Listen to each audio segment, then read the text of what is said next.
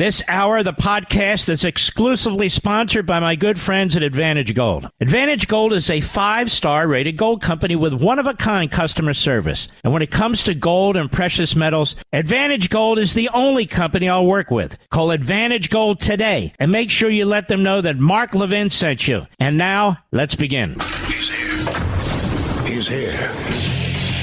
Now, broadcasting from the underground command post, deep in the bowels of a hidden bunker, somewhere under the brick and steel of a nondescript building, we've once again made contact with our leader, Mark Levin. We are committed to continuing to support the people of Ukraine as they defend themselves against Russia's vicious and brutal war in Ukraine. As part of that commitment, we sanctioned over 500 targets today to impose additional costs on Russia for its repression, human rights abuses. Yeah, I get the committed thing. In fact, there's a solid argument to be made that her boss maybe should be. It's Karine Jean-Pierre. Hey there, Brian Mudd in for the great one, Mark Levin. He is at CPAC. He'll be back with us next week. Where to begin? Actually, I've got an idea. How about Joe Biden is a scam artist? Yeah, Joe Biden is a scam artist. It's pretty straightforward, actually. I'll explain. Because, yeah, I mean, politicians, they will exaggerate. We know this. And yes, many politicians, they just flat out lie, right? And no doubt, many politicians are posers. You know the type, dime a dozen. They campaign one way to get elected. Then they vote like a totally different person once they are. So these are all some of the commonplace realities in politics. What isn't quite so common is someone who is just flat out a fraud. You know, the George Santoses of the world, the ones who slip through, they do tend to get exposed rather quickly. So that makes it that much more remarkable that a flat out fraud like Joe Biden has not only survived a political career that spans over a decade longer than the average American has been alive, but that he remains as president of the United States despite it all. And no, this isn't a story about the dozens of shell companies used to funnel tens of millions of dollars from at least 3 corrupt foreign business interests by the Biden crime family. And no, this isn't about how Joe's son goes from being a degenerate crackhead with crack whores to a degenerate crackhead with crack whores who suddenly and somewhat miraculously became an international energy mogul. You know, one who landed a job on the board of a corrupt Ukrainian energy company, and subsequently with a Chinese communist-controlled energy company. No, it's actually not about that at all, really. I mean, maybe kind of, but not really. No, this isn't about how, as vice president, Joe Biden demanded the firing of a Ukrainian prosecutor investigating the corrupt energy company that his son was being paid huge money to advise. He would be advising them, right? As a member of the board of directors. No, this isn't even about how the crackhead with crack whores turned international energy mogul instantly and seemingly miraculously became a world-renowned artist that collectors suddenly felt compelled to just throw millions of dollars at and in purchasing his instantly legendary works. Maybe it's the drugs, creative energy from them or something, you know? Now, the reason I've mentioned all that is because it has been obvious for some time that Joe Biden, as head of the Biden crime family, has been a fraud. We knew about all of that without any whistleblowers, without any investigations, without any other intel other than just simply being informed humans paying attention to what has happened with our current president and former vice president and his son. right? We haven't needed any intel to come up with that information. Nothing I put forward is actually in dispute. Can't even really dispute the characterizations for that matter. And that's worth remembering, as the corrupt Washington establishment would now have you think that the arrest of former FBI informant Alexander Smirnov, who has now been arrested twice on the same charges, potentially lying to the FBI about the Bidens, that somehow or another, that just makes all the rest of the stuff we knew about them, without him involved, untrue. But no, selling out his country for personal interests, it actually isn't the reason I'm referring to President Biden as a scam artist today. Though it is part of what you might call his voluminous portfolio. It is impressive work over the many decades. Got to hand it to him. No, it's due to two new developments on two other foreign fronts. On the border and Russia, where there is an awful lot in common between those two. The Biden border crisis and what's going on with Russian policy right now. Let's start with Russia. It's easy to forget where the Biden-Russian relationship as president first started. On one hand, it's only been a little over 3 years. On another hand, so much has been destroyed in this country and around the world. It's easy to forget some of the details. As it pertains to Russia, where did the story with President Biden begin? Ending the Trump-era sanctions against Russia, preventing use of the Nord Stream 2 pipeline. Remember that? One of President Biden's first actions was to end Trump-era sanctions against Russia. Wasn't that cute? Which at the time gave Putin exactly what he wanted. Then, in the winter of 2022, when it was clear Russia was planning an invasion of Ukraine, what was it that Biden told us? He told us that he was going to threaten Putin. There would be crippling sanctions. Crippling. Remember those? Sanctions going to be so tough, Putin never going to think about really going into Ukraine. You remember this. And so then, on February 22nd, 2022, as the invasion began, he unleashed those so-called crippling sanctions. They're so crippling, weren't they? Hey, how'd that one work out? And then 2 days later, on February 24th, as the invasion of Ukraine had created a humanitarian crisis, El Presidente said this. Good old Biden said this. Today, I'm authorizing additional strong sanctions. Strong sanctions. He didn't emphasize it. He only said it once. I just feel compelled because they're strong, really tough ones. And new limitations on what can be exported to Russia. This is going to impose severe costs on the Russian economy, both immediately and over time. We have purposefully designed these sanctions to maximize the long-term impact on Russia and to minimize the impact on the United States and our allies. Okay, I want you to think about this again. February 24th, 2022, we have purposefully designed these sanctions to maximize. What does maximize mean? If you're maximizing something, does that mean that you're not throwing everything you got at it? You are maxed out. You're doing everything within your power. I mean,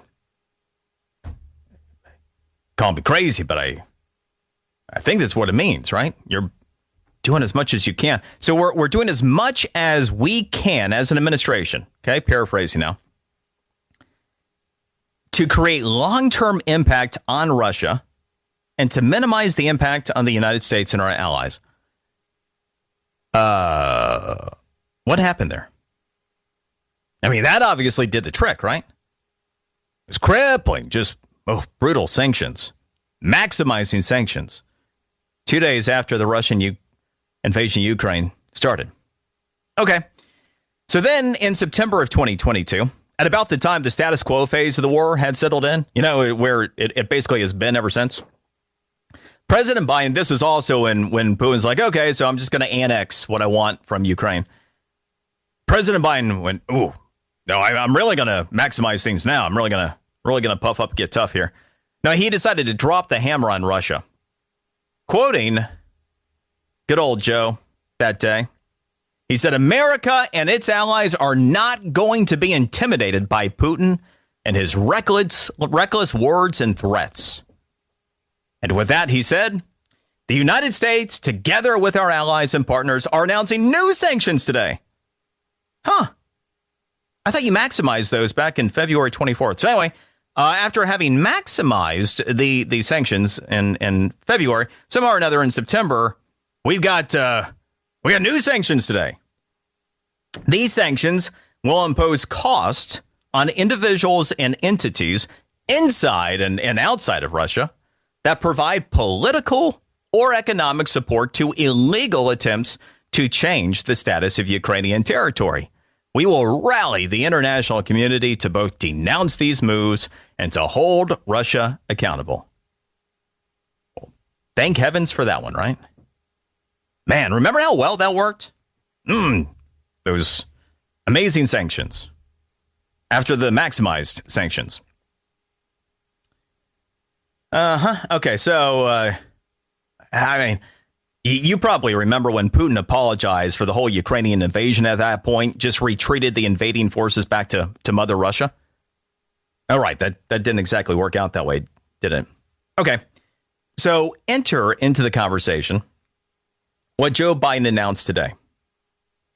Quoting the official White House statement from Dementia Joe, I am announcing more than 500 new sanctions against Russia for its ongoing war of conquest on Ukraine and for the death of Alexei Navalny, who was a courageous anti-corruption activist. Because if we know one thing about Joe Biden, man, he is all about those who fight corruption, right? And Putin's fiercest opposition leader.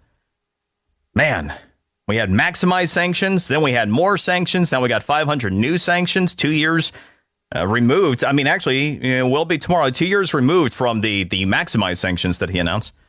Now, let me ask you, why, if the original goal was to stop the invasion of Ukraine, wouldn't President Biden have issued, I don't know, all of these sanctions back then? Why, if the goal of old Joe was to end the war in Ukraine, why would he have waited a year and a half to issue new sanctions? Think about that. We'll be right back. I'm Brian Mudd, in for the great one, Mark Levin.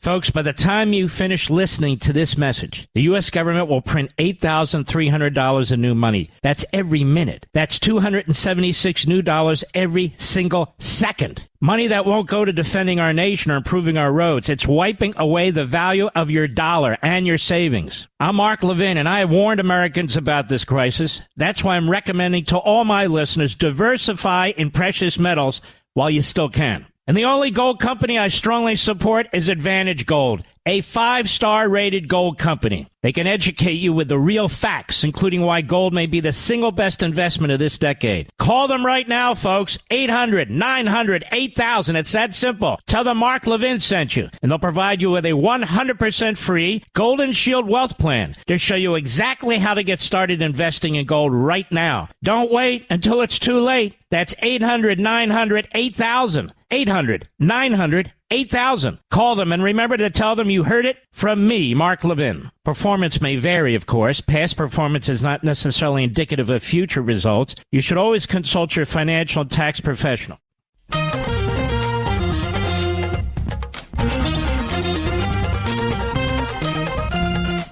United States government, in coordination with many allies and partners, is taking additional new measures to respond to Russia's full-scale war and intensifying repression at home by sanctioning and imposing export control restrictions on more than 500 individuals. Yeah, I mean, tough. Man, yeah. 500 new ones. after the maximum ones, after the ones that came after the maximum ones. And I don't know about you, but I mean, I find myself kissing my wife at night going, man, I am so glad that Antony Blinken's on the job. I mean, yeah, Biden's out to lunch, but that Blinken, whew, that guy, yeah. Don't you? Confidence off the charts. It's probably mud in for Mark Levin. Talking about Joe Biden as a scam artist. And need you to hang with me on all this, because there is a lot to put together here. So, talked about all these sanctions, more sanctions, lots of sanctions on top of maximum sanctions. I want you to put yourself in Biden's position. If your goal was to truly stop Putin, if your goal was truly to end the Ukrainian war, would you have not gone to your advisors, I don't know, 2 years ago, and asked them to draw up every possible sanction against Russia that could exist?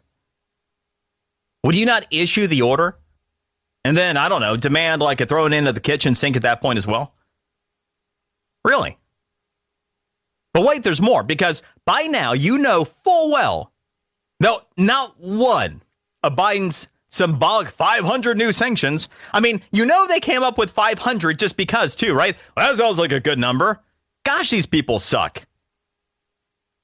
We're going to come up with 500 new sanctions on the 2-year anniversary of the war. It's all virtue signaling BS. You know, not one damn thing, not one of consequence is going to come out of any one of those 500 new sanctions. No more than any of the rest of the crap they pulled up to this point as they just sit there and lie through their teeth at you. Consider this.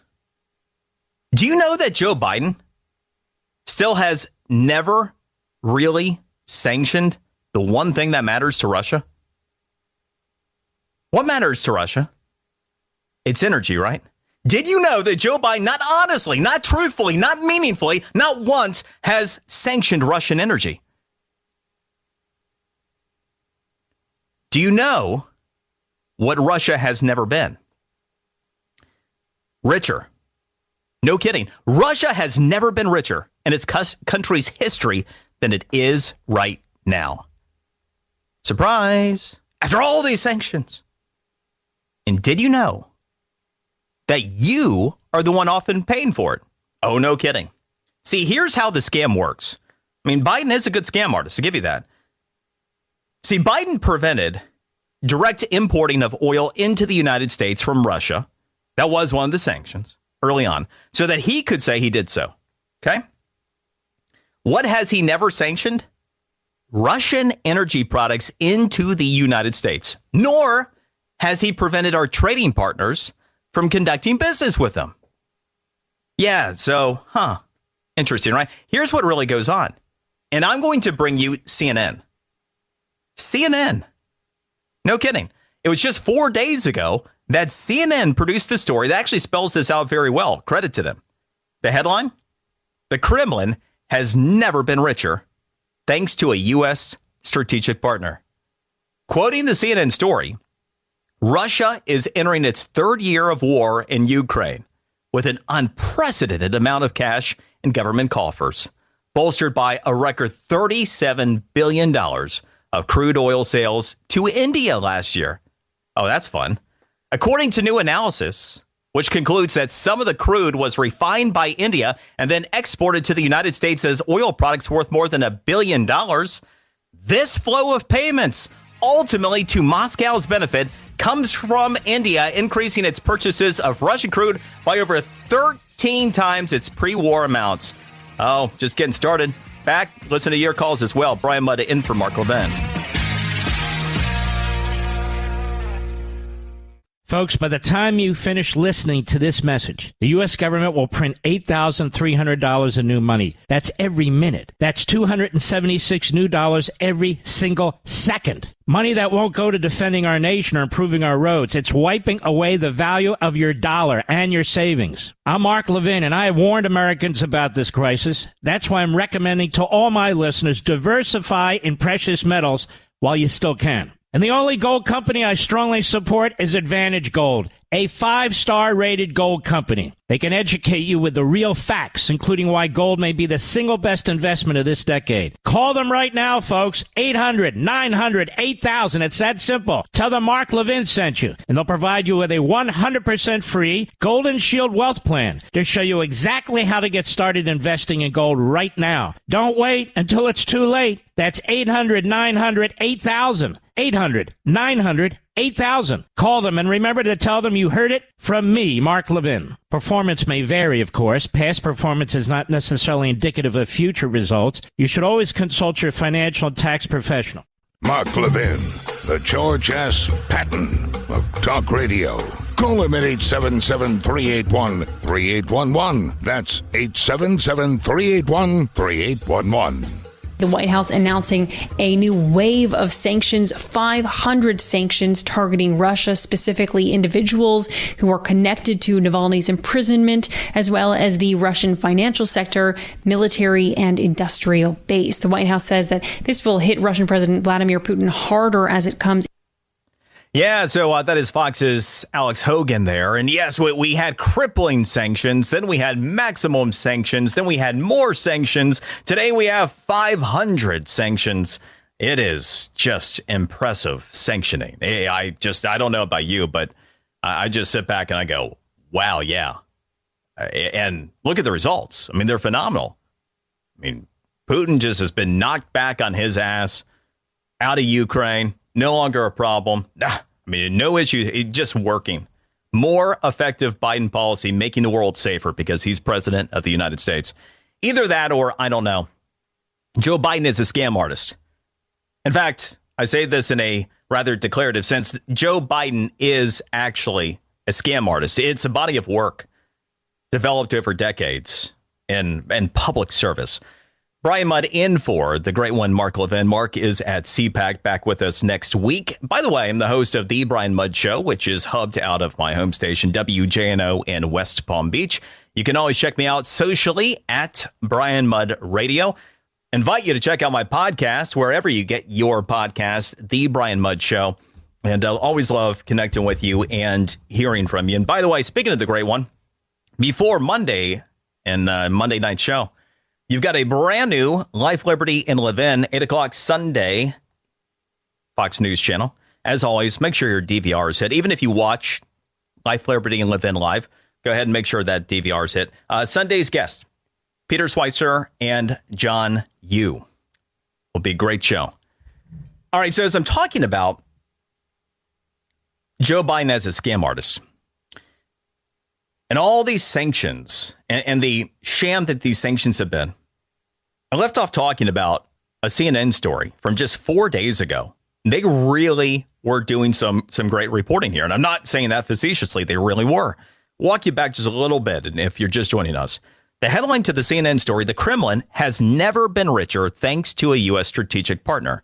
And in the story, it says that Russia is entering its third year of war in Ukraine with an unprecedented amount of cash in government coffers, bolstered by a record $37 billion of crude oil sales to India last year. This according to new analysis, which concludes that some of the crude was refined by India and then exported to the United States as oil products worth more than $1 billion.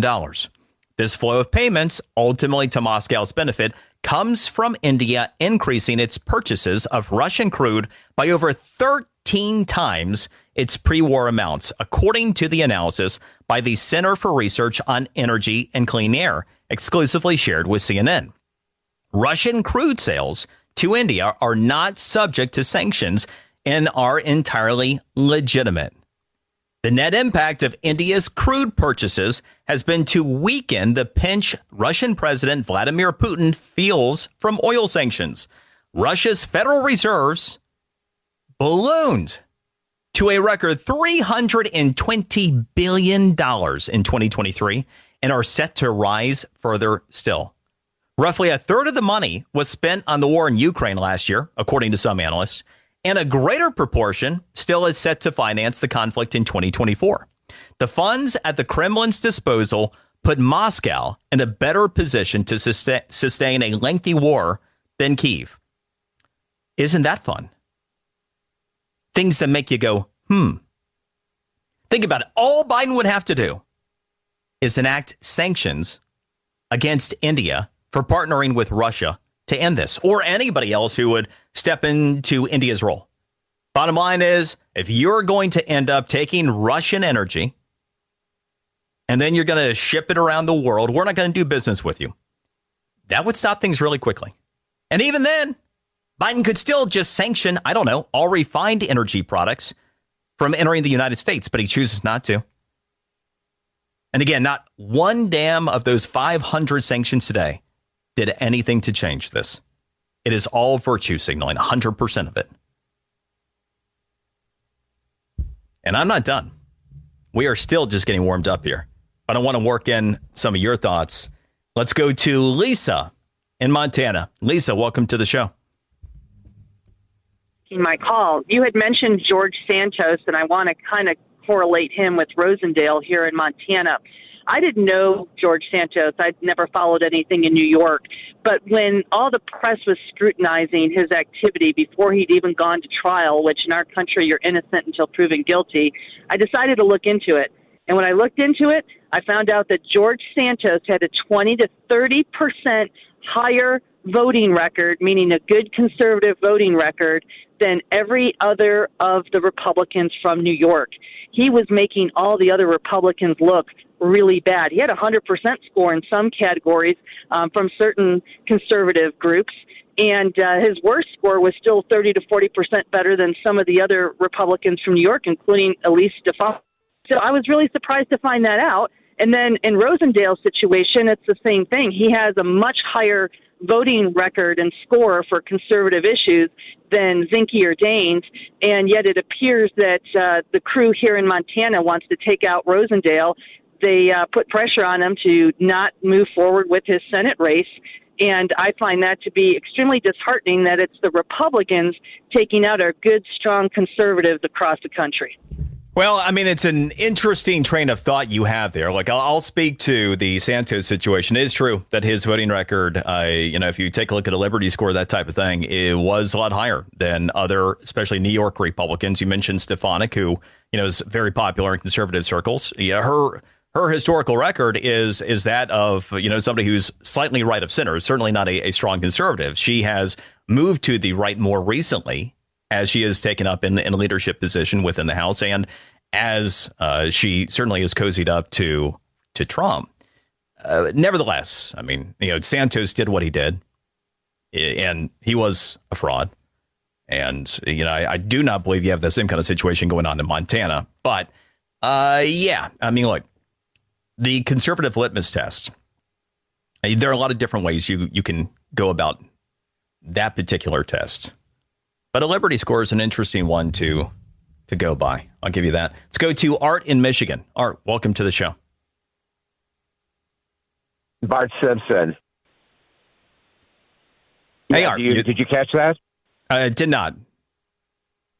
My name go is ahead, Art. It's not Art. Okay. Can you hear me? Yeah, we got you. Okay. The reason for my call is, and I don't think anybody has ever mentioned this to him, but your call screener thinks it's a good question. And I'm just kind of wondering what would happen if Joe Biden collapses, in whether he's at his home in Delaware, Camp David, the White House. What would happen if he collapses? If he collapses and he's not able to do the job, then you know who the vice president is, and that person would end up ascending to the presidency until the point at which Biden would be competent to be able to carry out the abilities. It would be no different. You've heard examples of contemporary presidents, for example, that have gone under for a medical procedure. During that time of going under, the vice president is actually sworn in, to make any decisions that need to be made. It'd be no different if Joe Biden is unconscious for any length of time or permanently. Then the vice president is sworn into that role, and that's what ends up happening from there. And obviously, you have a concerted effort underway to try to prevent this from happening now that the Secret Service is at the bottom of the steps of Air Force One because of the concerns about the president not being able to make it up or down the stairs. Although I will say this, I've been known to trip upstairs, too, and I don't have the same type of mental issues as Joe. But I think our problems are a little bit different. Let's go to Helen. Helen, welcome to the show. Hi, Brian.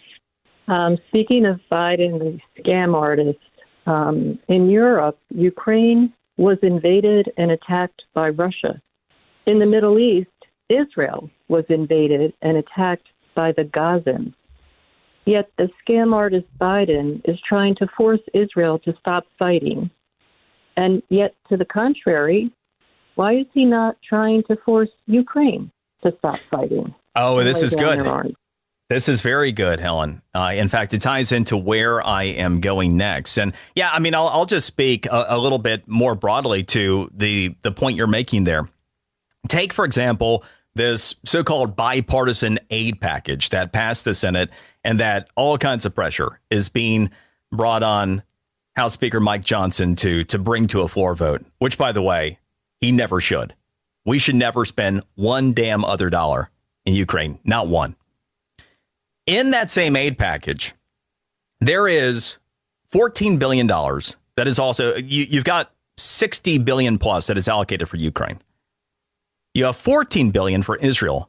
Then you have another $10 billion that is allocated for Palestinians.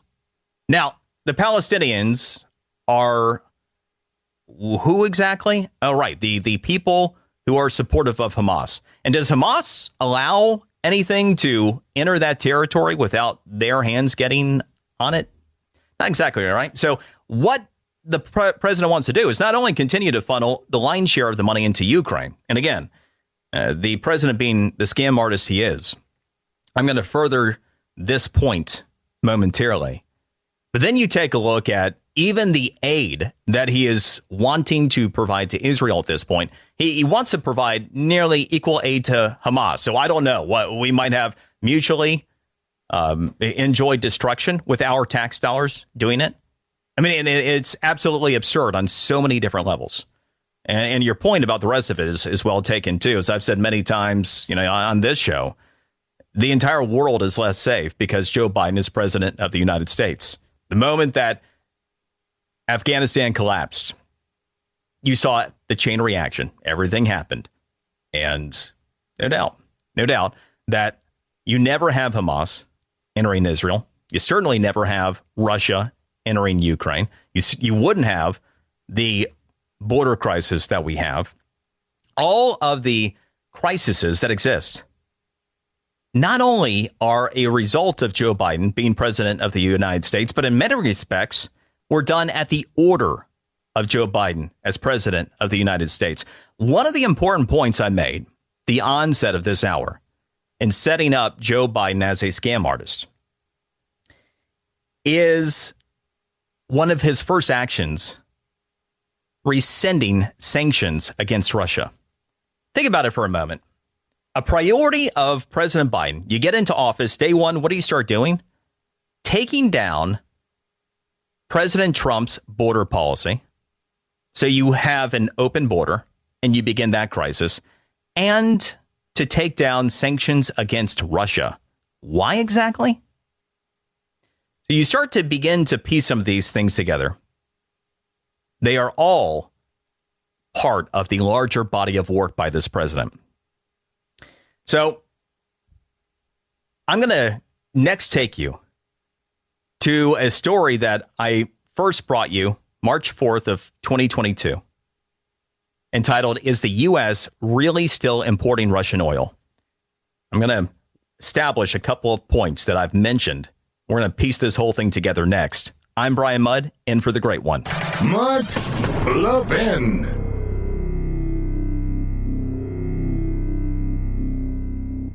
Folks, by the time you finish listening to this message, the U.S. government will print $8,300 in new money. That's every minute. That's $276 new dollars every single second. Money that won't go to defending our nation or improving our roads. It's wiping away the value of your dollar and your savings. I'm Mark Levin, and I have warned Americans about this crisis. That's why I'm recommending to all my listeners, diversify in precious metals while you still can. And the only gold company I strongly support is Advantage Gold. a 5-star rated gold company. They can educate you with the real facts, including why gold may be the single best investment of this decade. Call them right now, folks. 800-900-8000. It's that simple. Tell them Mark Levin sent you, and they'll provide you with a 100% free Golden Shield Wealth Plan to show you exactly how to get started investing in gold right now. Don't wait until it's too late. That's 800-900-8000. 800-900-8000. Call them and remember to tell them you heard it from me, Mark Levin. Performance may vary, of course. Past performance is not necessarily indicative of future results. You should always consult your financial and tax professional.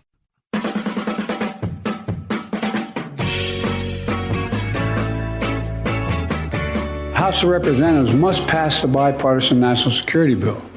The bill provides urgent funding for Ukraine, and it passed overwhelmingly in the Senate. And there's no question, none, if the Speaker called for a vote in the House. Yeah, no question it'll pass. Yeah, we got to pass that thing. We got to get all that money to Ukraine. So imperative. Brian Mudd in for Mark Levin. That guy's a scam artist. Joe Biden is a scam artist.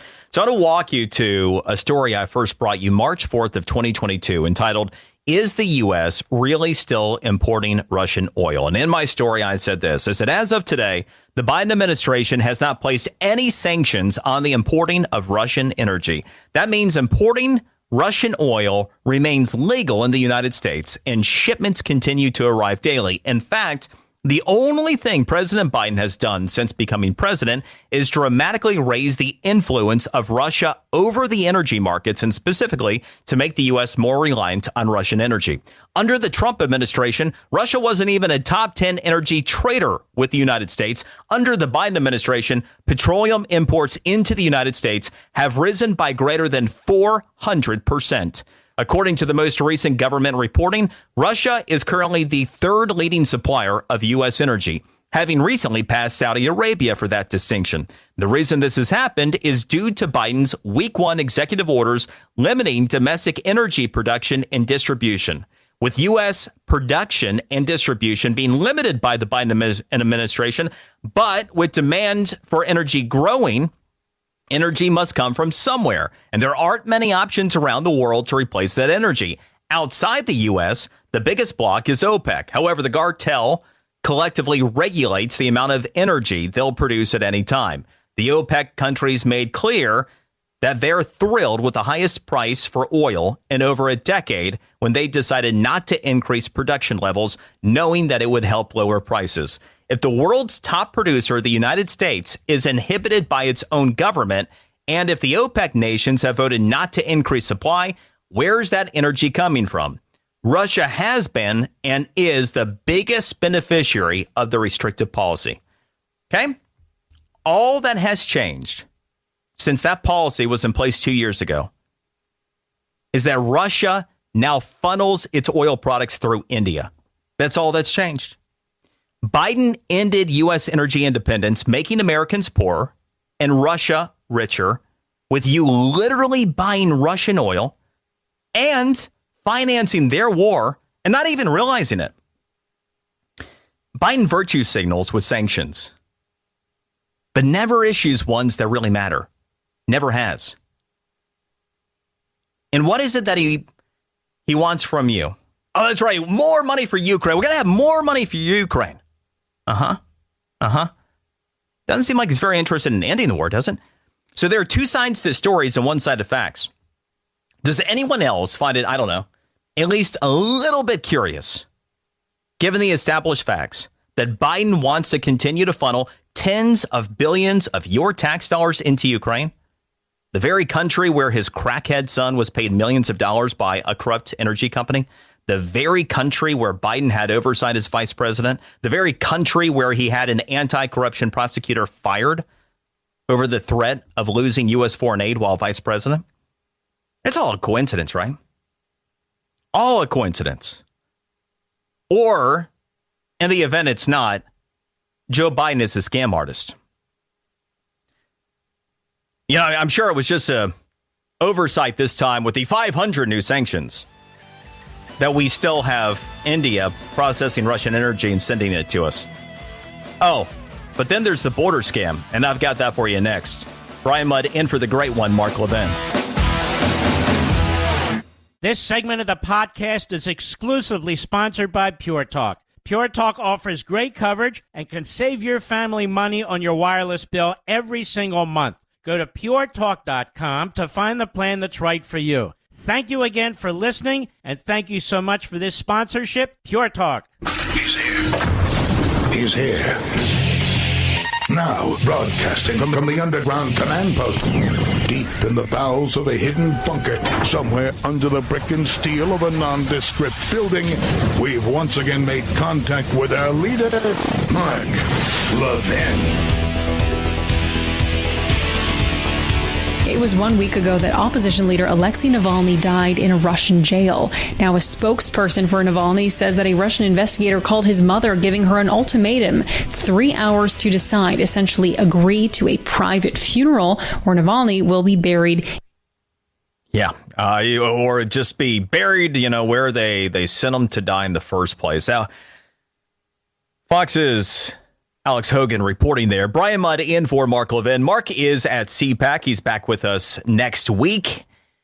I'm talking about Joe Biden as a scam artist. I know these days, given that he is identified by a special prosecutor as being effectively not mentally fit to be able to stand trial. I mean, he's literally not being prosecuted for crimes that he's committed because he's not capable of standing trial. But the extent to which he has been successful operating a scam over the course of his political career is spectacular. In the first hour, it was all about Russia. The 500 new sanctions today. Boy, those sanctions. When in reality, the only sanctions that Joe Biden has ever been involved with Russia that mattered, getting rid of the Trump sanctions against Russia when he first became president of the United States. If you missed the first hour of the show, it's a must listen. Go back and check out the podcast when you have an opportunity to do so. But now you see that there really is an interest in keeping this war going in Ukraine. There really is an interest in funneling more of your money over there. There really is a way that Joe Biden could end Russia's involvement with Ukraine by cutting off their money. But he chooses not to do it because he still has never had a meaningful sanction against Russian energy.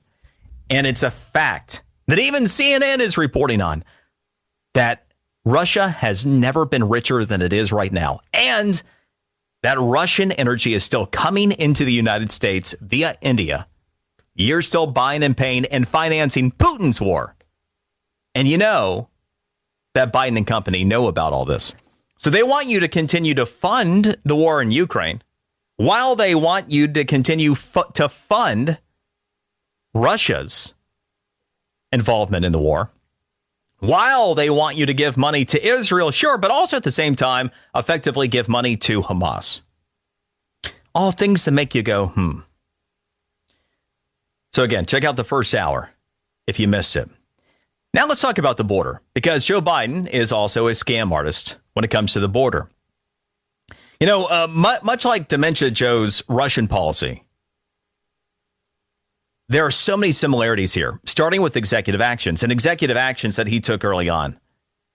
Today, as mass migrant, they're always migrants, the mass migrant relocations from San Diego to destinations across the country, like, your neighborhood, while they started taking place, we continue to hear murmurs of President Biden doing what he had already said he couldn't do.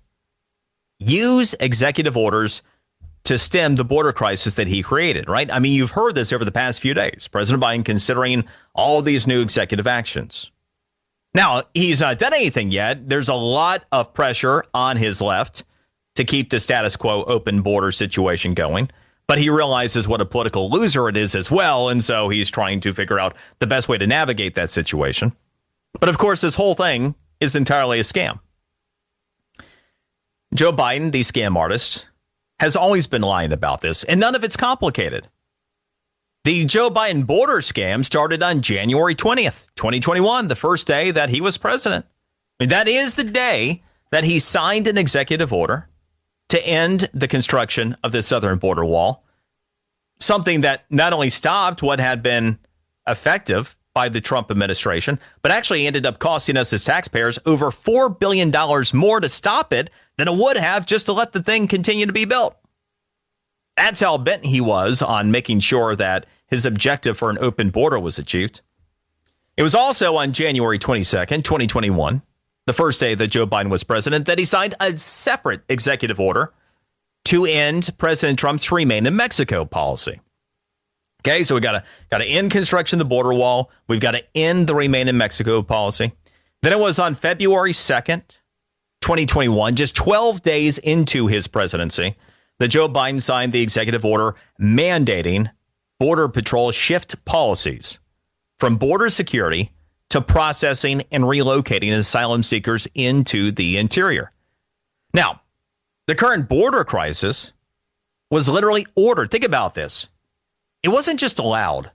It was ordered to happen by President Biden starting within the first few hours that he was on the job. Similar to the whole Russian situation. Hey, let's take down these Trump sanctions on Russia.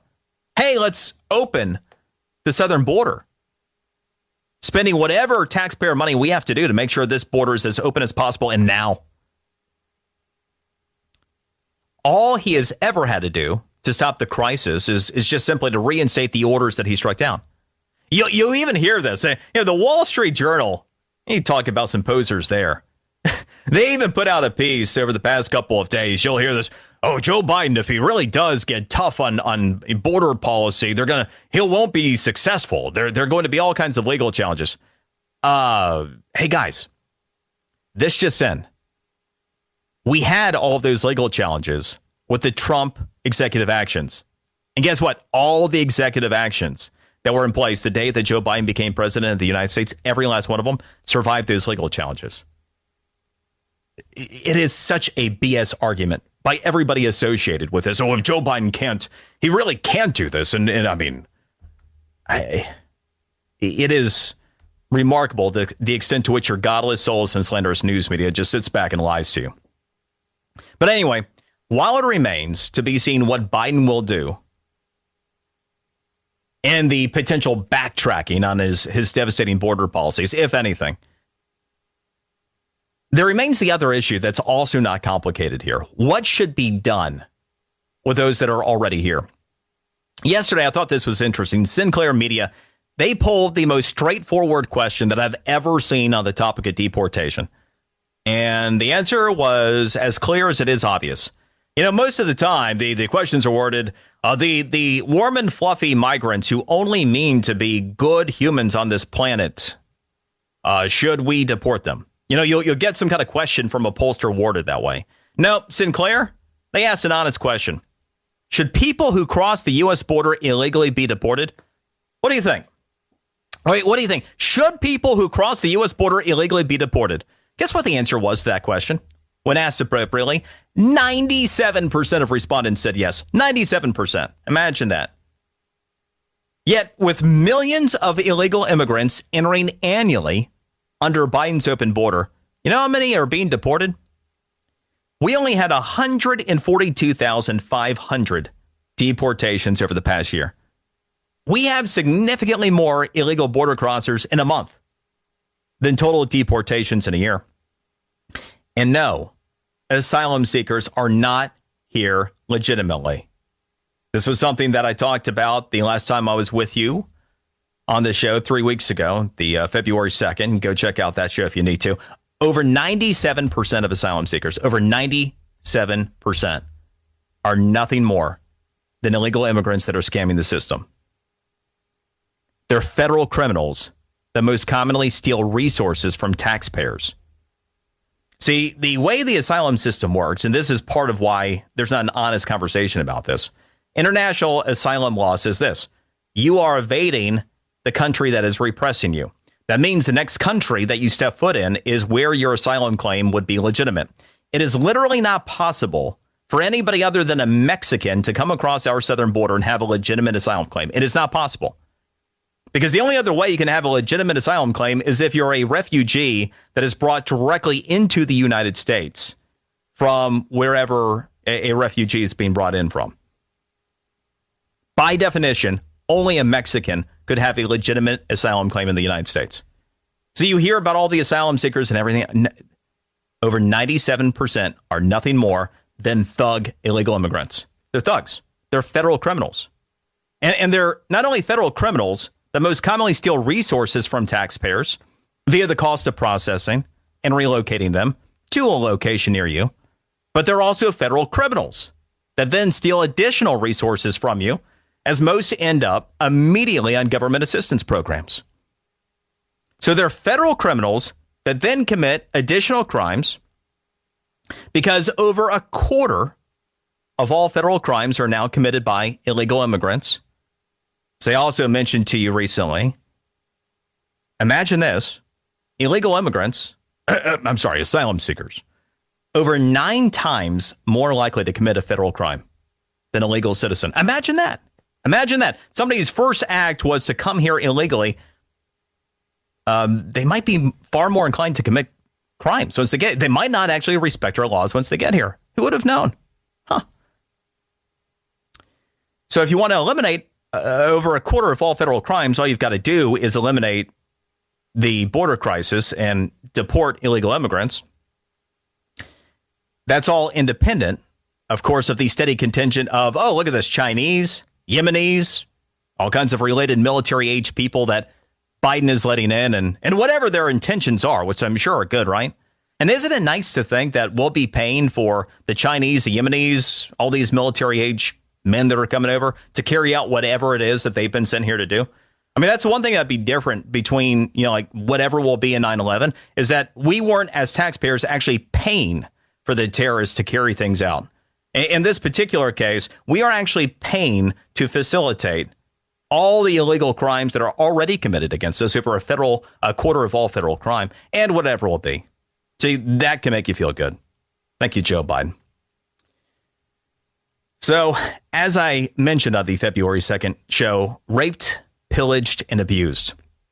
Some people literally, all of us financially, as a result of Biden's border crisis.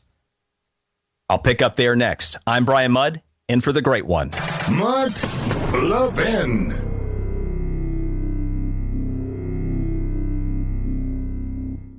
Pure Talk believes in American values and that free should mean exactly that, free. Switch to Pure Talk today and get a free Samsung 5G smartphone. No 4-line requirement, no activation fees, just a Samsung that's built to last with a rugged screen, quick charging battery, and top-tier data security. Qualifying plans start at just $35 a month for unlimited talk, text, 15 gigs of data, and mobile hotspot. Pure Talk will connect you to the most dependable 5G network in America for half the price of Verizon, AT&T, or T-Mobile. The average family saves almost $1,000 a year. So let Pure Talk's expert U.S. customer service team help you make the switch today. Just go to puretalk.com/Levin, Levin, and claim your eligibility for your free brand new Samsung 5G smartphone and start saving on wireless today. Again, go to puretalk.com/Levin to switch to my cell phone company, Pure Talk. We have seen many hundreds of migrants released to the streets here in San Diego over the past couple hours. We're told these are going to be going on pretty much all day long into the afternoon. These are people coming in from all over the planet. We've been talking to handfuls of them. They've all crossed the California border in recent days. Talked to some people from China, from Senegal, from Mauritania, from Peru, Colombia, India, Ecuador, Haiti.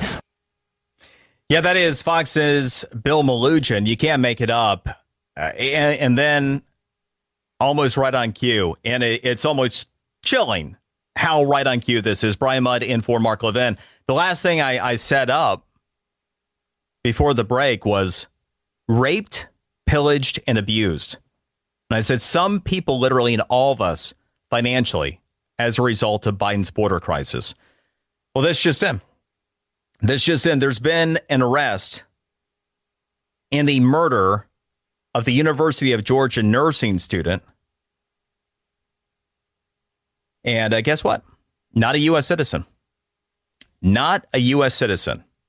That's the official line by authorities right now. They say the evidence is extensive.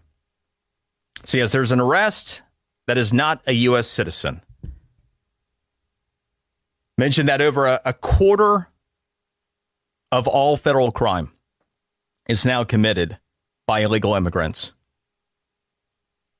I've talked about how if you want to eliminate over a quarter of human trafficking, if you want to eliminate over a quarter of sex trafficking, over a quarter of drug trafficking, if you want to get rid of over a quarter of that, all you got to do is get rid of illegal immigrants. But what do? We allow more of them in every single day. If you want to eliminate over a quarter of all property crimes, what do? You get rid of the illegal immigrants. If you want to get rid of over a quarter of the fraud that is committed in this country, you get rid of illegal immigrants. And it starts with stopping the flow. But what isn't to love about all this? Again, Joe Biden is a scam artist, as he ordered all of this to happen to us. And as I also mentioned to you a few weeks ago, due to the Biden administration's lawlessness in allowing for all this, we are also now paying $1,156 per year per taxpayer to facilitate all of it. That's what I want you to remember as you're filing your taxes. The hard cost of all of this, for all of this crime, for the facilitating of all this lawlessness. You pay now $1,156. And that goes for every single federal taxpayer in your home. Now, back to the idea of deportations. There are not many issues that 97% of people can agree on. And no matter what Joe Biden does or doesn't decide to do with our southern border now, you know that he's not going to do what needs to be done to credibly deport those he's already let in. But you know that a future President Trump, on the other hand, he would, right? So his promised mass deportation event upon becoming president isn't just the appropriate thing for a president to do.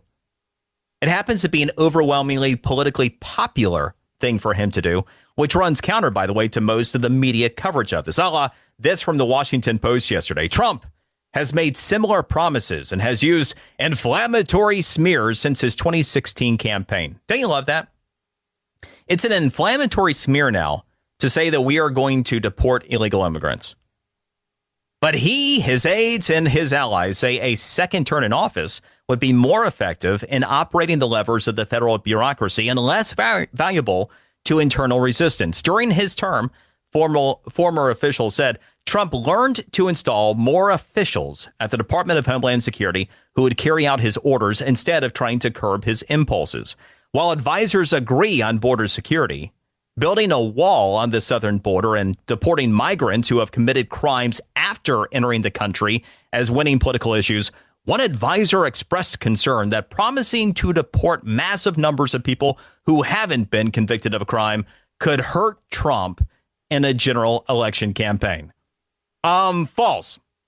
This just in. You do not have to be convicted of being an illegal immigrant. If you are not here legally, guess what? You are an illegal immigrant. Guess what? If you came here and you're from China across the southern border, you are an illegal immigrant. Joe Biden is a scam artist.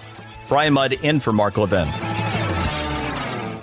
Pure Talk believes in American values and that free should mean exactly that, free. Switch to Pure Talk today and get a free Samsung 5G smartphone. No 4-line requirement, no activation fees, just a Samsung that's built to last with a rugged screen, quick charging battery, and top-tier data security. Qualifying plans start at just $35 a month for unlimited talk, text, 15 gigs of data, and mobile hotspot. Pure Talk will connect you to the most dependable 5G network in America for half the price of Verizon, AT&T, or T-Mobile. The average family saves almost $1,000 a year. So let Pure Talk's expert U.S. customer service team help you make the switch today. Just go to puretalk.com/Levin, Levin, and claim your eligibility for your free brand new Samsung 5G smartphone and start saving on wireless today. Again, go to puretalk.com/Levin to switch to my cell phone company, Pure Talk. Mark Levin, an unapologetic patriot and unapologetic constitutionalist. You can reach him at 877-381-3811. You got massive numbers now of Chinese coming across the border.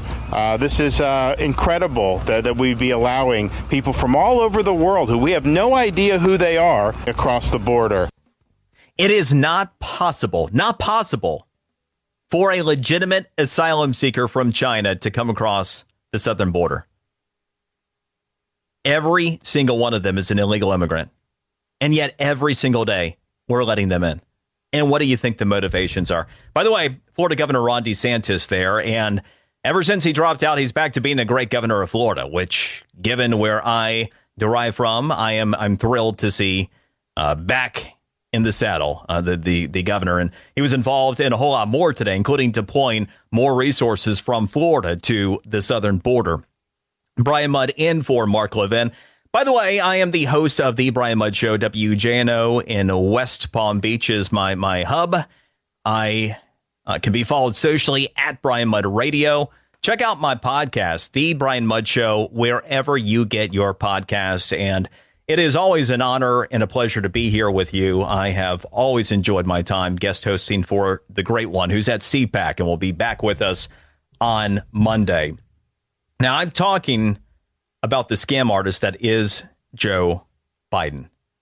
In the first hour, I talked about the scam artist that is Joe Biden as it pertains to Russia and all these sanctions and the questionable motivation in Ukraine and keeping this war going. This hour, I'm talking about the scam artist that is Joe Biden as it pertains to our southern border. And no more had we been talking about the crimes that are committed due to the illegal immigrants, the blessed asylum seekers that are scam artists. Again, over 97% of asylum seekers are nothing more than federal criminals. They're nothing more than scam artists. They're not legitimate asylum seekers. But they scam the system. They abuse our resources. They strain our resources. And then they commit crimes at 9 times a greater rate. And we have this development, the breaking news that's just in over the past 15 minutes or so. The slain University of Georgia nursing student, Lincoln Riley. And you can't make this stuff up. And, you know, I don't know if it's even ironic at this point.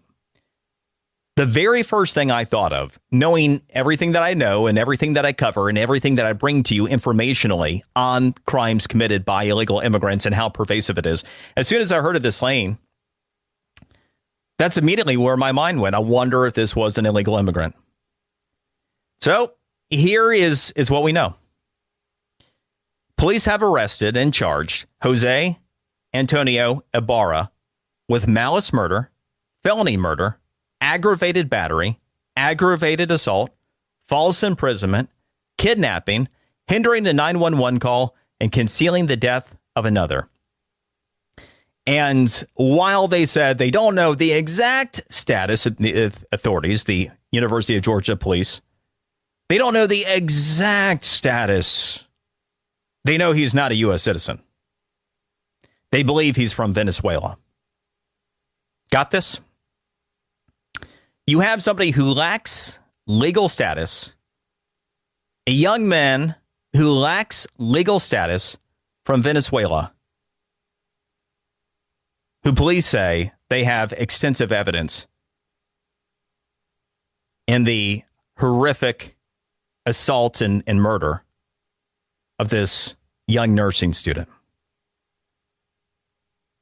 You tell me there isn't blood on the hands of Joe Biden, the scam artist, that he actually can go to sleep at night. The dementia, I think actually at this point is almost necessary, because if he actually remembered day to day exactly what his actions did, I don't know that he would be able to sleep. So I actually do think that in terms of any semblance of a conscience that might be left with the scam artist, I actually think the dementia is helpful as a coping mechanism for him. Let's go to Rod in Colorado. Rod, welcome to the show. Very interesting. Joe Biden doesn't have a trace of Christian integrity anywhere. And he's surrounded with a criminal element. His cabinet, they're all Marxists. And what they're doing to Donald Trump, they're imposing a bill of attainder on him to deny him his natural rights. I mean, he's a criminal. That's all he is. He's been appreciate it. Appreciate the call, Rod, and I hear the frustration in your voice as well. And there's reason for all this. You know, you talk about him being a criminal. I mean, quite literally, right? You have a special prosecutor that if we were to leave everything else out of it, if we were to leave all the Biden crime family stuff out, if we were to, just look past everything else, the special prosecutor he did say that extensive criminal behavior over many years had taken place with Joe Biden. Just simply that it's not being charged because he doesn't believe that he'd be fit to stand trial. He doesn't believe that he would be even credible enough before a jury that the prosecution could be successful in bringing a case. I mean, which certainly gives you the warm and fuzzies about his competency in being able to do the day job.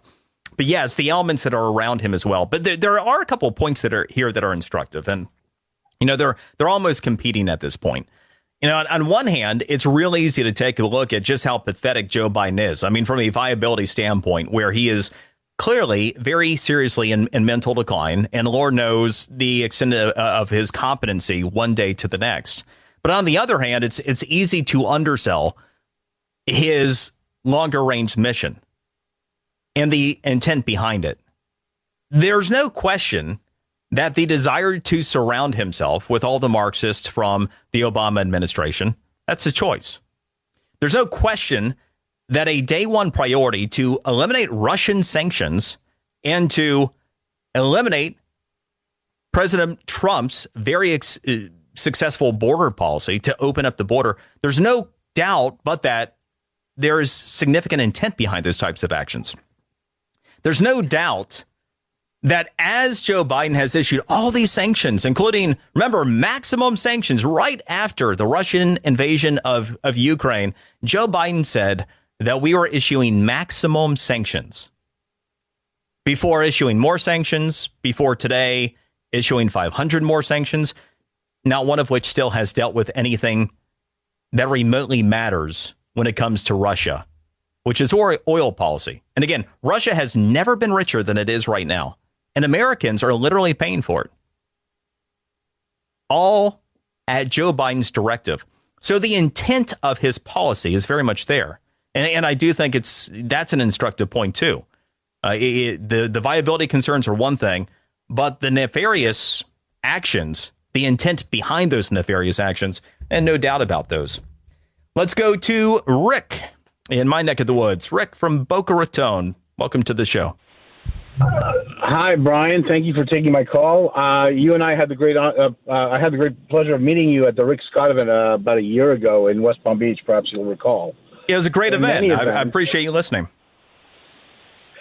Thank you. I actually have a solution for both the border crisis and for Ukraine that aligns the interests of rhinos, conservatives, and costs less than a rounding error in DHS's budget. All right. And the answer is simplicity itself. The answer is you put a camera crew at the border. As soon as they jump the border, you get them. Where are you going? You ask them where they're going, and you put them on a plane to Ukraine. Ukraine has a desperate need for military fighting men. They lost 70,000 dead. They have 500,000 injured. They need people.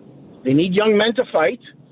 And we can just implement a Remain in Ukraine program, and I guarantee you put one camera crew on this project and there will be no one approaching the border, and it'll cost a couple of plane rides.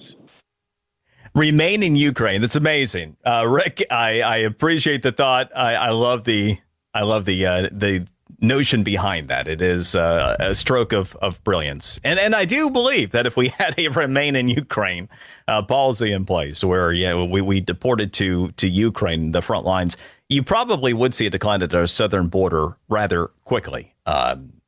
Though that all actually would serve the interest of the Biden administration, probably extending the war in Ukraine still further. But great idea. Let's go to Jim in California. Jim, welcome to the show.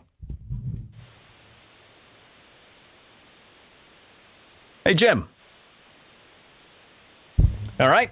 Let's go to Mark. Mark in Texas.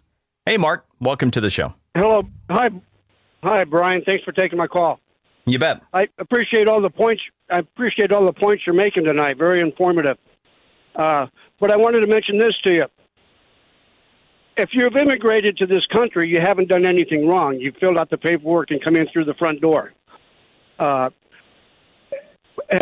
as much against illegal migration as anybody else. So it's starting to get a little annoying. You're using the word illegal immigrant. It's not interchangeable with illegal alien or illegal migrant. They mean different things. Oh, but they don't, Mark. And, you know, I think I appreciate the sentiment and where you're coming from, but you've got to get up earlier than that to get this one by me. Again, under asylum policy, the only thing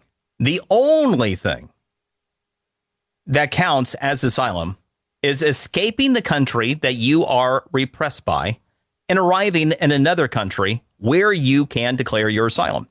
It is not possible, and I cannot be any more clear than this. It is not policy, not international policy, to be able to have a legitimate asylum seeker come across our southern border that isn't from Mexico. It is not possible because they have to pass through other countries where they could declare asylum. So what you have had done, some carve-outs for some other countries that the Biden administration has said, but they extend to these countries, except that he's done that through executive action. He hasn't done that through policy, through a law that would alter the United States asylum program. So it is not legitimate. It's just the Biden administration taking it upon himself to change and implement these things. So what has to happen? It's kind of like the states that enable people that will take other people's homes, right? So if you have squatters in homes in certain states that aren't strong on property rights, if a squatter gets in your home, what happens? You have to go through a civil litigation process to get them out. And so the benefit of the doubt in the legal system is actually provided to the person who has essentially stolen somebody else's home and is living there. That is exactly what Joe Biden has done with the asylum program. Whether you are trying to get one past me or whether you're just not all that aware, you will find few people that are as well versed on asylum policy as I am.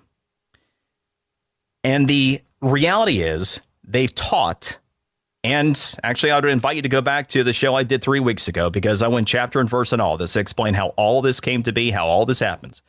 You literally have people that go to these asylum seekers and tell them what the magic words are to get into the asylum process.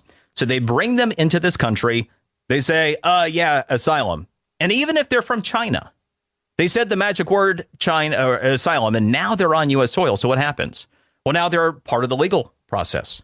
So now they have to go through this court system, a court process which in many cases is over 7 years in the making now. So what happens in the meantime is the Biden administration says, hey, where do you want to go?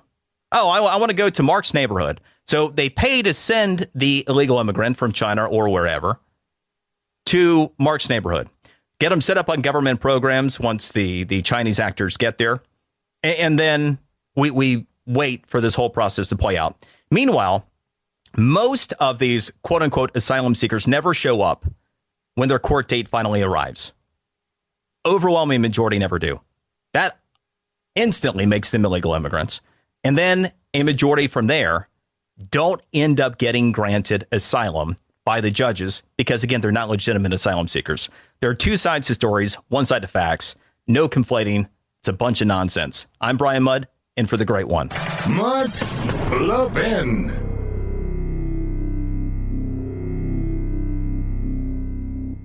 Pure Talk believes in American values and that free should mean exactly that, free. Switch to Pure Talk today and get a free Samsung 5G smartphone. No 4-line requirement, no activation fees, just a Samsung that's built to last with a rugged screen, quick charging battery, and top-tier data security. Qualifying plans start at just $35 a month for unlimited talk, text, 15 gigs of data, and mobile hotspot. Pure Talk will connect you to the most dependable 5G network in America for half the price of Verizon, AT&T, or T-Mobile. The average family saves almost $1,000 a year. So let Pure Talk's expert U.S. customer service team help you make the switch today. Just go to puretalk.com/Levin, Levin, and claim your eligibility for your free brand new Samsung 5G smartphone and start saving on wireless today. Again, go to puretalk.com/Levin to switch to my cell phone company, Pure Talk.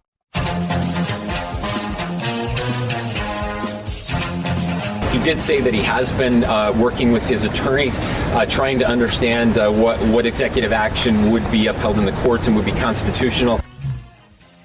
Yeah, that is Utah Governor Spencer Cox. You know, you had Biden addressing the Governors Association today, and he said, well, you know, what really needs to happen is that, Congress really needs to pass the border bill, which the border bill is a scam. Speaking of which, I'm talking about Joe Biden as a scam artist. Joe Biden, a scam artist on Russia. Joe Biden, the scam artist on the border and border policy. In addition to enabling scam artists, which are the asylum seekers. Brian Mudd in for the great one, Mark Levin. By the way, Mark is at CPAC. He'll be back with us on Monday. In the meantime, you don't have to wait that long to get new content from him. Fox News Channel, 8 o'clock every Sunday. Life, Liberty, and Levin. Make sure you always hit your DVR for it. This Sunday, brand new show with guests Peter Schweitzer and John Yoo. Again, Life, Liberty, Levin, Fox News Channel, 8 o'clock Sunday. It is a really important point to understand the difference in legitimate asylum seekers and everybody else. And to understand, again, that over 97%, and by the way, when I'm being generous at 97%, I always want to give you information that I know is erring on the side of accuracy rather than overstating the reality.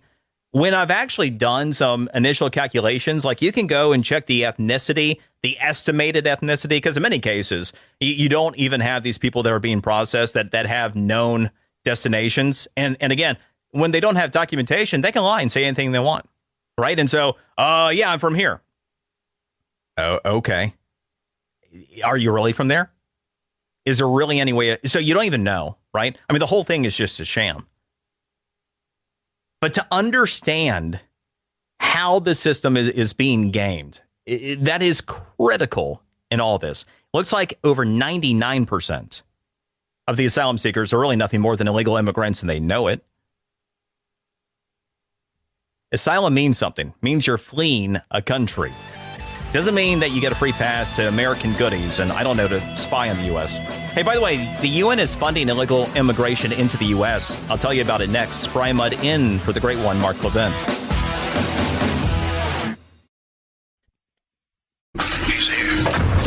He's here. Now, broadcasting from the underground command post, deep in the bowels of a hidden bunker, somewhere under the brick and steel of a nondescript building, we've once again made contact with our leader, Mark Levin. What we don't want is people who don't qualify clogging up that system and causing 6-7 year delays for those who have legitimate legal ability to be here. Oh, look at that. Even the Colorado governor, even the Democrat, Jared Polish, making some sense at the Governors Association today. Yeah, we don't want abuse of the asylum system. Imagine that. We don't want 7 years. We don't want at least 97% of the people crossing our southern border being illegal immigrants that are not eligible to be here. The migrants, the blessed migrants. They're migrants in the literal sense of the word. They are not migrants in the sense that they have any legitimacy here in the United States of America, because almost all of them don't. They are federal criminals, and they are federal criminals that have been enabled by the scam artist that is the president of the United States, who is Joe Biden, which has been the theme of the show tonight. Brian Mudd in for Mark Levin. Mark is at CPAC. He's back with all of us on Monday. So as I've been walking you through the scam artist, Joe Biden, on Russia and all the BS sanctions, what a joke that is, and how it's a whole wag the dog thing. I've been walking you through Joe Biden, the scam artist, on border policy. Let me further that with the UN and Biden's role in funding the UN. So the United Nations is funding illegal immigration into the United States. Did you know this? The UN is funding illegal immigration into our country. So yeah, the United Nations, they have a plan in place to effectively fund illegal immigration in our country this year. It was a new plan for this year. I mean, they've done it before, but nothing like this. So you have preeminent border expert and investigative reporter Todd Bensman. By the way, Bensman and his team at the Center for Immigration Studies, phenomenal. They do incredible work. You want border information? Center for Immigration Studies, and Bensman in particular.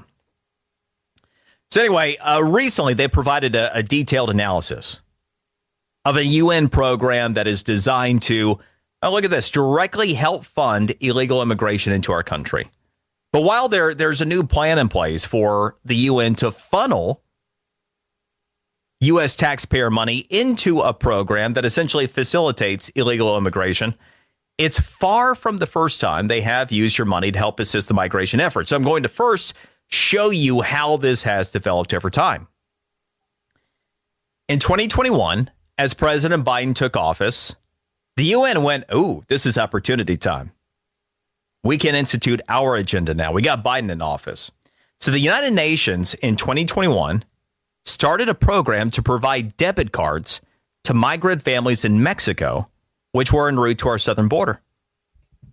Yeah, did you know this? See, in November of 2021, in Reynosa, Mexico, Bensman documented lines and lines of migrants that were getting assistance cards from the United Nations. Migrant families received cards of up to $800 for a family of four. Isn't that nice? Again, provided that they were en route to our southern border. Having now engaged with that program during the first 3 years of the Biden administration, because we got to make sure that all of these migrants, that they get to our southern border successfully and that they that they resettle into our country, awaiting their court hearing, of course, that they'll almost certainly show up for. Making sure that they get here, that they settle. No, there's a far more aggressive program that's been put in place this year. The United Nations created what they call the 2024 Regional Refugee and Migrant Response Plan. The plan has allocated $1.6 billion of taxpayer funds, of course, for the purpose of providing what they call refugee migrant aid through 17 Latin American countries. Now, given that migration is happening out of these countries, not into them, at least permanently, you do have some foreign nationals from other continents that land in those Latin American countries for the purpose of then joining a caravan en route to our southern border. That does happen. But anyway, one can infer what the intended purpose of this program is meant to be. But there's one aspect of the program in particular that doesn't leave anything regarding the UN's intent in doubt. There's a specific section within the UN's 2024 migrant plan that calls for using $372 million in cash and voucher assistance. This is to be specifically used for an estimated 624,000 migrants that are bound for the United States. Okay, so the plan calls for these funds to be issued in prepaid rechargeable debit cards. Okay, prepaid rechargeable debit cards and cash in envelopes. No kidding. You heard me right. The United Nations is literally taking your tax dollars. They are literally putting it into envelopes and then handing it out directly to illegal immigrants. I'm sorry, very legitimate asylum seekers. Over 97% of which are deemed to be nothing more than illegal immigrants, but they're asylum seekers at that point. They're migrants. The illegal immigrants entering the United States. Cash in envelopes being handed out, in addition to the rechargeable debit cards. But wait, there's more. While supplies last. See, the United Nations plan is also providing what they call humanitarian transportation to our southern border as well. You see, they cite this as being necessary because of the threats posed by the cartels. So we've got to now transport. So now the United Nations is involved in the direct transportation of illegal immigrants to our southern border with our tax dollars, handing out our tax dollars in the forms of rechargeable debit cards and just cash in envelopes because, hey, it's only your money. And still, is there anybody out there still defending? But it's an asylum thing. It's asylum. They're migrants, not illegal immigrants. Okay, I just want you, as you pay your taxes, I want you to think about this. Really think if you're that stuck on stupid that you think that's somehow or another acceptable.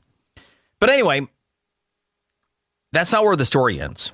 See, the UN migrant plan, it's very comprehensive. Asylum-seeking migrants.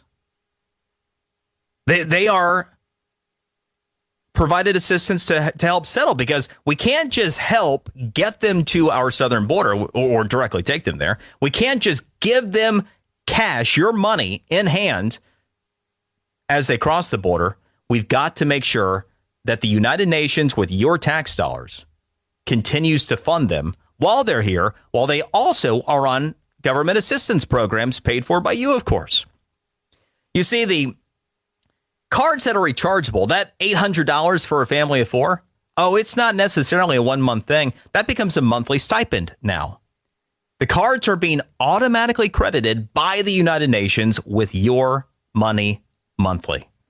Additionally, they are also offering rent support for an estimated 473,000 illegal immigrants inside the United States. The top source of funding to the UN, of course, it's the United States. And again, about this being part of the Biden scam, it's not just that the Biden scam is the open border policy that allows the UN to do this. No, it's also the increased funding to the United Nations by Joe Biden so that they can do things like this. You see, the Biden administration, with Democrats in control of Congress the first 2 years of his presidency, they increased UN funding by 55% over Trump administration levels. That's what enabled directly all of this to take place. So what's evident here is that the United Nations has a clear open borders agenda, consistent with the president of the United States, of course, and has used significant increases in U.S. funding to first establish and then greatly expand an open border agenda, facilitating a steady flow of illegal migrants into the United States. It's an agenda that then provides for the illegal migrants to effectively settle once here. So, yeah, there is a clear political agenda within the United Nations. The very entity, which was just recently found to have had what? Oh, that's right. Remember the aid workers. The aid workers that were in league with Hamas terrorists. The aid workers that actually were like Hamas terrorists. Notice how that one has largely gone away pretty quickly. Got to brush that one under the rug. It was an isolated incident. The United Nations is an organization which intentionally or unintentionally, if we believe that it was an accident, that they hired a staff that was in league with Hamas. They're an organization that is engaged in highly political agendas that directly intercede with political agendas and outcomes around the world. The fact of the matter is that the United Nations is actively engaged in funding illegal immigration into the United States, and they're using your money to do it. All part of the scam. how all of these things come together. It is so pervasive what this administration has done, what Joe Biden's open border policies have allowed, and how so many different entities and interests from around the world have taken advantage of it and see nothing but opportunity to continue to take advantage of it. I'm Brian Mudd, in for the great one. Mark Levin.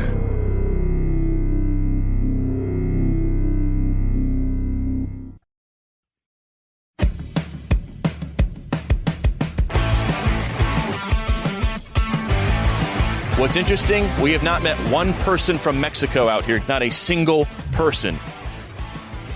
Yeah, that is Fox's Bill Melugin, and he was covering the release of a boatload, I mean, far more than that, but the expression of migrants, of asylum-seeking migrants from clear across the world that had been held in a San Diego detention facility that was set down today. So that detention facility no longer exists. So just everybody in it gets to go to the location of their choice, which if it's your backyard, they got to go to your backyard, and you got to pay for them to be in your backyard. And then you get to pay for them to be on the government programs in your backyard. And then you get to pay for them to commit the crimes that, again, these people are committing at greater than 9 times the rate that American citizens are.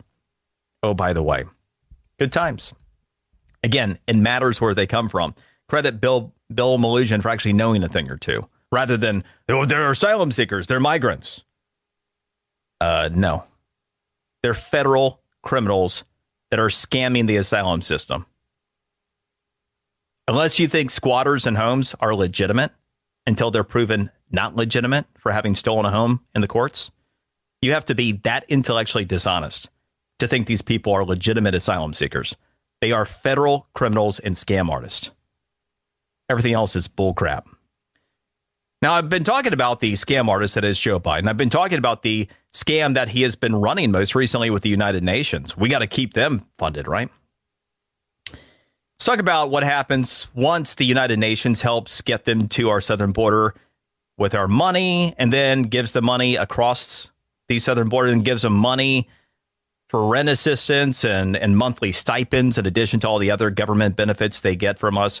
Then you've got to get them, IDs, right? We need to get them some state-issued IDs. So the issue of illegal immigrants getting state IDs and even driver's licenses, it's not a new one, but it is a growing one.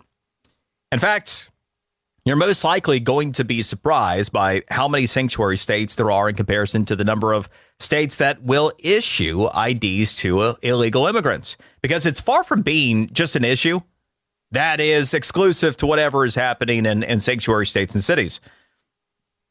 And first, for the analysis of what a sanctuary city or state represents. I mean, these terms are thrown around, but do you actually know? So from the Federation for American Immigration Reform, their definition of a sanctuary government is this. They say sanctuary policies are those followed by towns, cities, counties, states, and other jurisdictions that restrict most forms of cooperation with federal immigration authorities. And while jurisdictions are not compelled by federal law to participate in federal immigration enforcement activities, federal law prohibits them from actively obstructing enforcement of federal law. In addition, sanctuary policies may violate the Supremacy Clause of the United States Constitution and the 10th Amendment. Okay, so the most common way this is historically played out is with ICE detainer requests.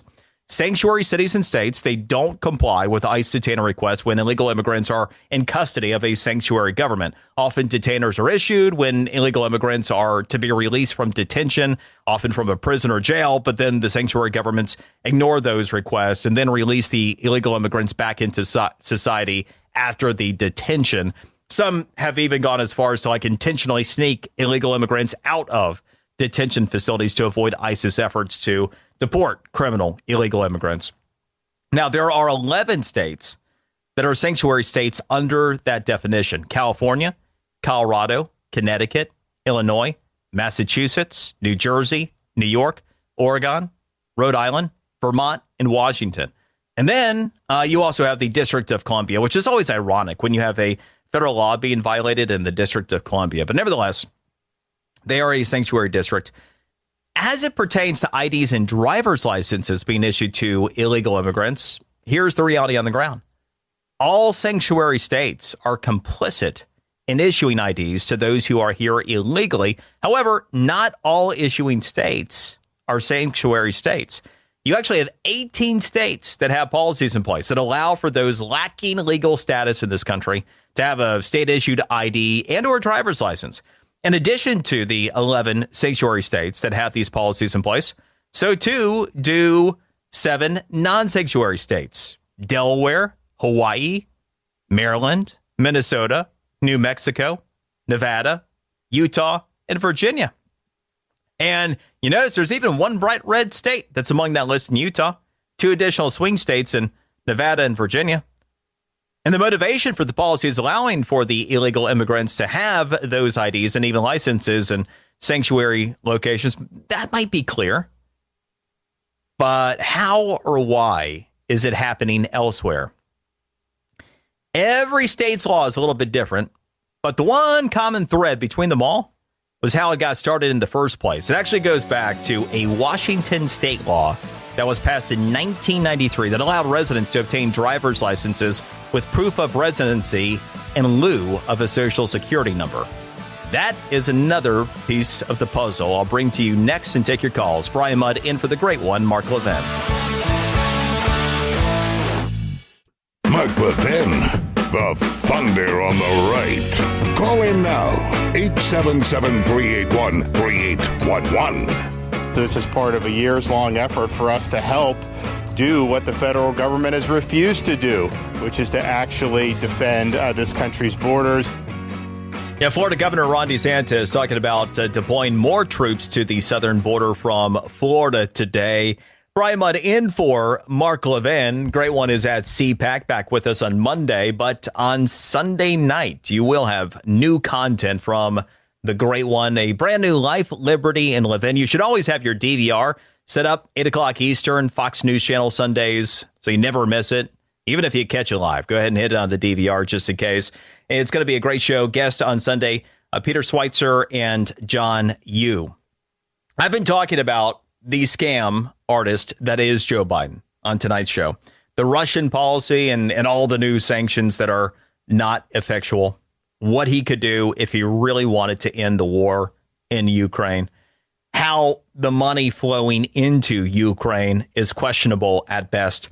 The scam that is very intentional with our southern border, but in ways that you may not have even realized, up to and including the United Nations and their involvement in this scam. And most recently, talking about, okay, so now we get the United Nations, who gets the illegal immigrants to our southern border, gets them across, continues to fund them, helps get them settled. Well, and then you get them the driver's licenses and you get them state IDs. And there are 18 states where this is happening. And the origin behind this, a Washington state law passed in 1993. And this is, Brian Mudd for Mark Levin. By the way, my social handle at Brian Mudd Radio, you can check me out.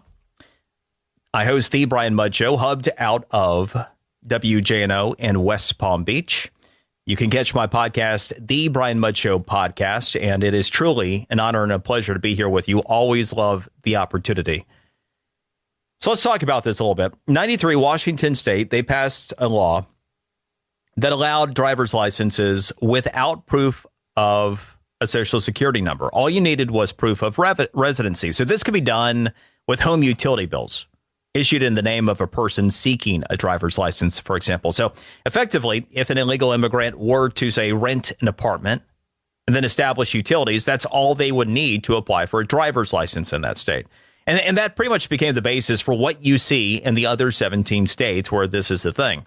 The practice of state-sanctioned IDs and licenses has proliferated, along with illegal immigration in recent years. Of the 18 states and the District of Columbia that allowed this to take place, 15 of them have happened within the past decade, with the 2 most recent states opening the door just within the past year to this. The 2 most recent states, Minnesota and Rhode Island. And the practice has become so prevalent that the state of Florida, for example, just had a cut from DeSantis. Florida, even though furthest thing from a sanctuary state you're going to find, state took action in last year's immigration bill that became law to make sure that the practice is never legitimized anywhere within the state, including potential rogue local government. The law that took January 1st of last year in Florida specifically prohibits local governments from issuing ID cards to unauthorized aliens, and it also invalidates any out-of-state licenses that are issued to unauthorized aliens. So these other 18 states that give these federal criminals licenses and ID cards, you come to Florida, you're an illegal immigrant, you can and will be arrested. They find you. Just word to the wise. Also requires affirmation of United States citizenship and legal Florida resident status for voter registration. So anyway, strong actions taken by the state under the DeSantis administration rooted out what previously had been some sanctuary local governments within the state. That's what needs to happen in other states. And shame on Utah for having this at all. There's just the blue states, you understand, but Utah allowing this, that's just nonsense. All right, let's go to George in Kansas City. George, welcome to the show. Yes, it's a pleasure to talk to you. I heard the Homeland Security Secretary say one time that under international law, people who live in poverty-stricken countries had a right to migrate to any country they wanted to.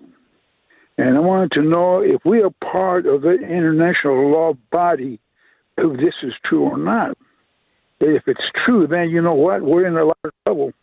Well, we are. And George, you are exactly right in the intentions of the United Nations and the allowance that Biden has opened the door to.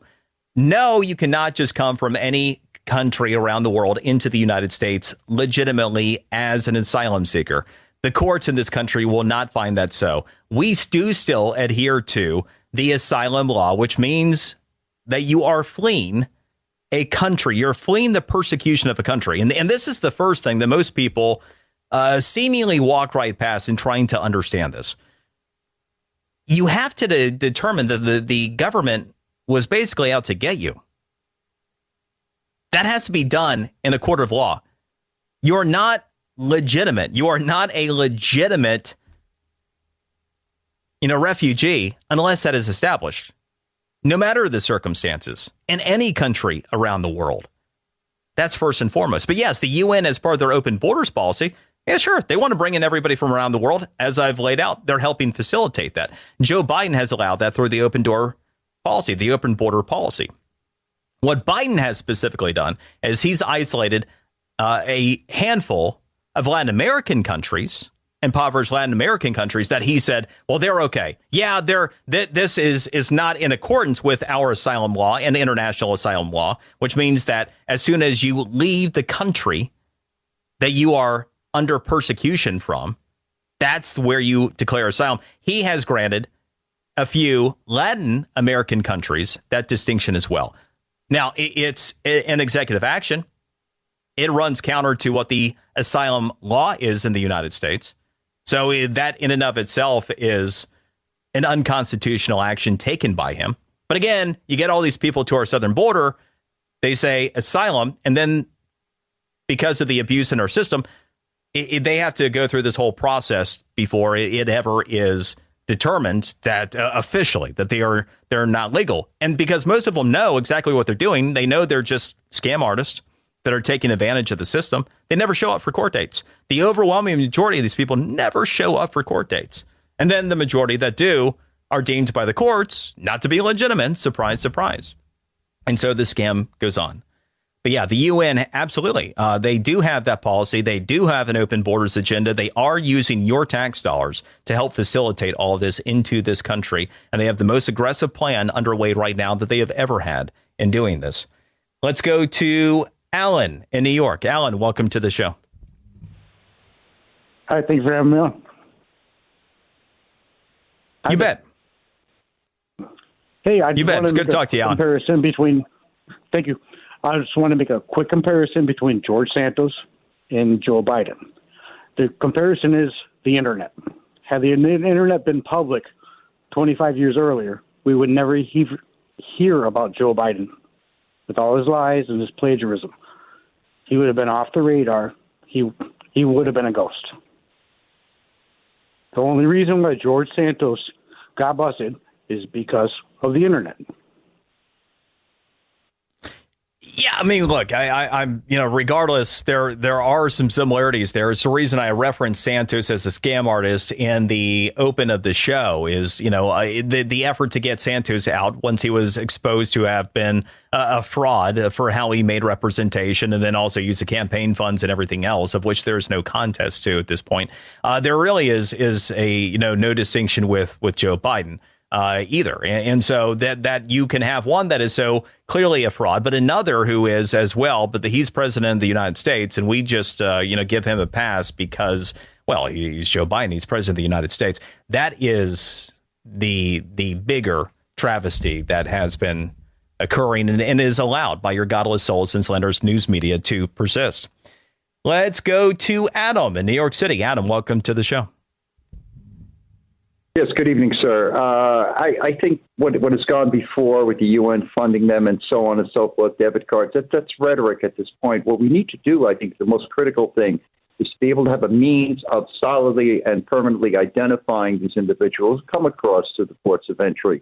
My belief is that what we need is to have every man, woman, and child who comes across interviewed and issued a very enhanced photo ID card, stating that they're a non-citizen applicant for asylum, have the full bio on the card, the dates they came in, their intended destinations, the date of their hearing, their photo, and so on, along with a 12-digit code identifying them personally with the barcode.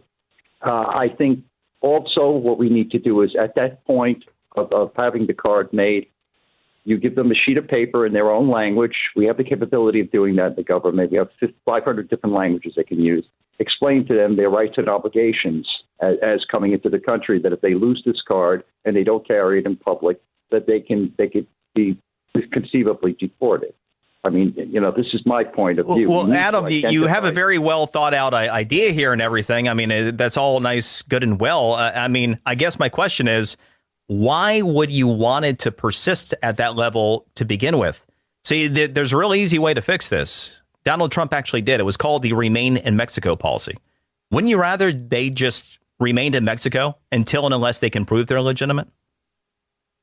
Well, that's a great point. But the thing is, I think a little more effort is needed to at least know who they are, where they're going, and what they. Why do we want them in here?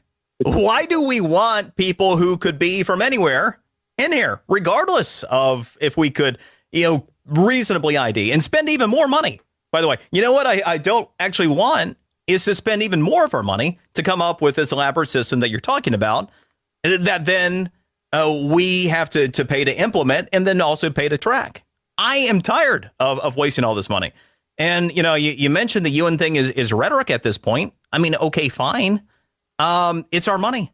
I don't think that the United Nations taking billions of our tax dollars and using it to circumvent our immigration system and our asylum process is rhetoric.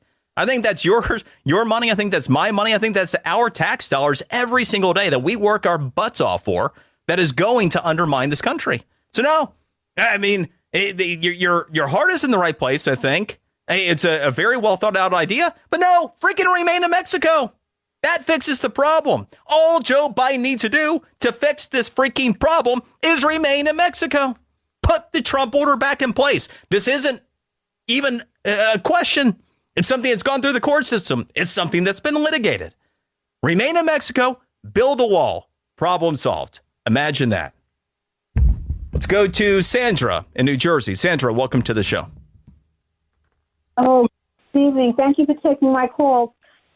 I wanted to say how touched I am with Mark Levin and also Sid Rosenberg, how they're such strong advocates for the Jewish people and Israel and all that.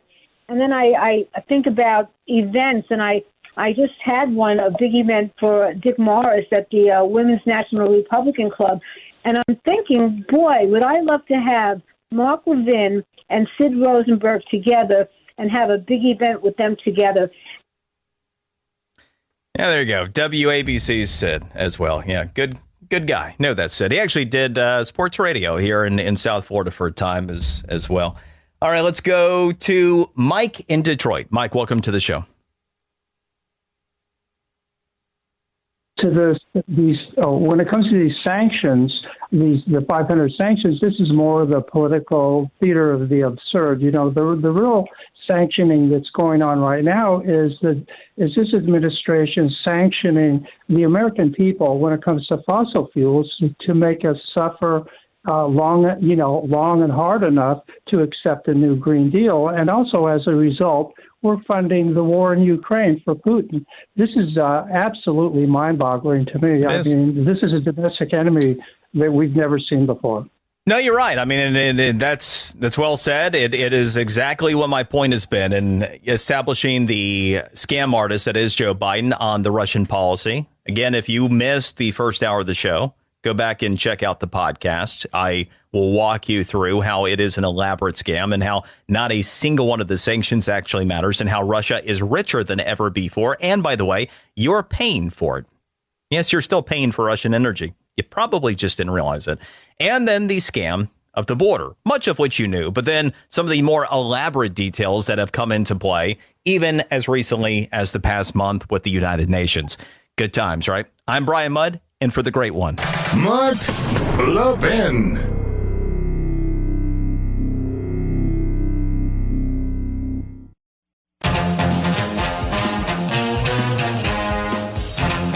In at least 2 cases this month alone, migrants were so desperate to get out of Chicago and back to Venezuela that they broke the law. Those 2 men are not alone in wanting to get out of the city, though. We've learned that since mid-November, the deep blue state of Illinois has paid for the transportation of more than 3,000 migrants who wanted to leave and go to other cities and states across the country.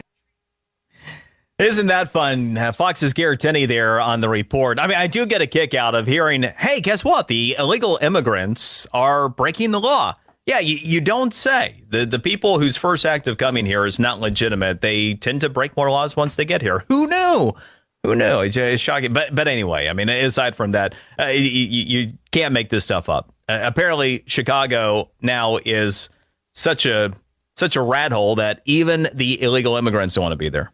And Chicago is now busing the illegal immigrants to other places that they would rather be. Isn't this great? A wonderful situation we have set up in this country. And you got to love it. Just absolutely must love it. Brian Mudd in for Mark Levin. And throughout the course of the show, I've established the scam artist that is Joe Biden. From Russia through Ukraine to our southern border to your neighborhood. We even had breaking news, sadly, yet unsurprisingly, during the course of the show, where an apparent illegal immigrant from Venezuela, responsible for the murder of the University of Georgia nursing student. Again, you want to eliminate over a quarter of all federal crime?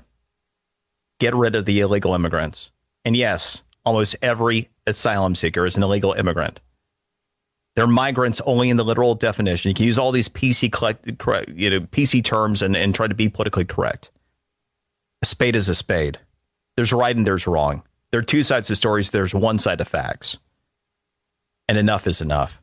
I'm tired of it. And the only way we're really going to solve this thing is by electing Donald Trump.